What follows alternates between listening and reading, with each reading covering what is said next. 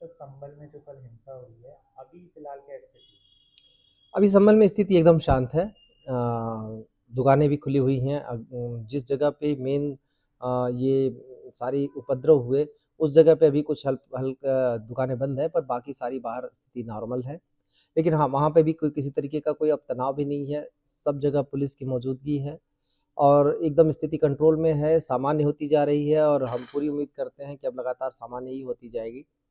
तो अभी सब कुछ ठीक है। सर अभी जो एफआईआर हुई है नामजद, उसमें धाराएं लग चुकी हैं, तो इसके अलावा भी कोई कार्रवाई की जाएगी अलग से एनएसए की? देखिए, इसमें जो जिस तरीके से पुलिस को साक्ष्य मिल रहे हैं, उसमें के अनुरूप हम कार्रवाइयाँ कर रहे हैं। इसमें अभी तक कई सारे एफआईआर हो चुके हैं, आगे भी होने की संभावना है। उसमें जो वहाँ के माननीय सांसद हैं, उनको भी इसको उकसाने के लिए इस पूरे उपद्रव को, जो माननीय विधायक हैं, उनके पुत्र को इसके उकसाने के उसमें आरोप में आरोपित किया गया है। और आगे अभी जांच चल रही है, सीसीटीवी कैमरे भी देखे जा रहे हैं, क्योंकि ये पूरी तरह से अनायास ही की गई कार्रवाई थी कि मस्जिद में कोर्ट के आदेश पर सर्वे हो रहा था। उस सर्वे में दूसरी बार ये सर्वे होने जा रहा था।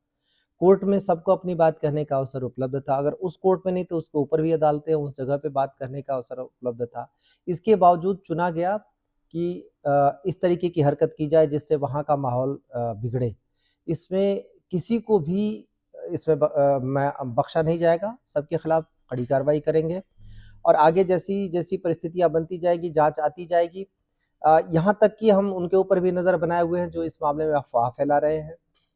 अभी एक वीडियो हमें मिला जिसमें इन जो उपद्रवियों ने गाड़ियों में आग लगाई, उससे जो उठते धुएँ को एक अलग एंगल से लेके मस्जिद के और वहाँ पे धुएँ-धुएँ के तौर पे दिखाया जा रहा है। उन सब पे हमारी नज़र है। वहाँ पर मुँह बाँध के लोग आए थे, उसके बावजूद अलग-अलग सीसीटीवी कैमरों से हम उसका परीक्षण करा रहे हैं। मस्जिद पर पथराव करके मस्जिद को क्षति पहुँचाने की कोशिश करने वालों को भी हम चिन्हित कर रहे हैं। इन सारे मामलों में जहाँ-जहाँ भी उकसावे की बात आएगी, वहाँ पे हम कार्रवाई करेंगे। सर अभी तक कितनी डेथ हुई है और जो पोस्टमार्टम रिपोर्ट आई है उसमें गोली लगने की बात है तमंचे से, उस पर आपका क्या कहना निस्संदेह जो 4 अभी तक 4 डेथ कन्फर्म हुई हैं। चारों का पोस्टमार्टम भी हो चुका है और पोस्टमार्टम की रिपोर्ट में प्रथम दृष्टया देशी बंदूक से जो के में जो कारतूस इस्तेमाल होते हैं उससे लगने की बात है।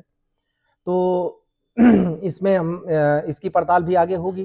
इसमें पुलिस इन्वेस्टिगेशन करेगी। मैजिस्ट्रियल जाँच के भी आदेश दिए जा चुके हैं, तो मैजिस्ट्रियल जाँच भी इसमें होगी और उसमें हर एक की भूमिका उसमें आएगी और इसमें जैसे-जैसे आगे साक्ष्य मिलते जाएँगे, जैसा मैंने कहा कड़ी कार्रवाई करेंगे। इसमें एनएसए लगाने तक का भी प्रावधान है और उसमें भी हम कार्रवाई करेंगे। है? सर आगे उस एरिया की जो सुरक्षा व्यवस्था है, क्योंकि आगे भी सर्वे हुआ, तो उसके लिए क्या इंतजाम किए जाएंगे? देखिए, सुरक्षा व्यवस्था तो पूरी थी, पहले भी थी, अभी भी है। नए लड़कों को उकसा के ये काम करवाया गया है, क्योंकि इस बात की ज़रूरत थी नहीं कहीं से भी। न तो ये जो जो लोग वहाँ इकट्ठे थे, न तो ये स्टूडेंट है, न तो किसान है, न तो किसी तरीके ऐसा कोई मुद्दा भी नहीं था। केवल सर्वे किया जा रहा था मस्जिद का और सर्वे का मतलब इंस्पेक्शन है। ये भी नहीं कि कोई चीज़ तोड़ी या कोई चीज़ खोली या ऐसी कोई भी चीज़ हो रही थी। इसमें सबसे बड़ी बात है कि अदालत का आदेश था। हमारा काम केवल सुरक्षा मुहैया कराना था, वो काम हम कर रहे थे। पुलिस से भिड़ने का कोई प्रश्न ही नहीं था। बहुत सारे लोग अलग-अलग तरीके से, अलग-अलग एंगल से इस चीज़ को रंग देने की कोशिश कर रहे हैं, पर इस बात का जवाब वो नहीं दे पा रहे कि वहाँ लोग इकट्ठे किस लिए हुए?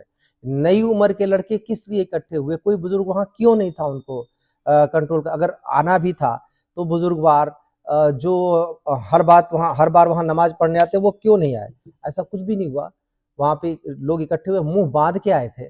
तो क्या करने आए थे मुँह बाँध के? फिर उन लोगों ने बिना उकसावे के सारी कार्रवाइयाँ की और अनायास तौर पर कई सारी चीज़ों को जोड़कर उसपे चीज़ें चलाई जा रही हैं, थ्योरीज़ बनाई जा रही हैं। बहुत स्पष्ट है कि जो-जो लोग इसमें फ्यूलिंग करने का काम करेंगे, उसके खिलाफ भी कार्रवाई करेंगे।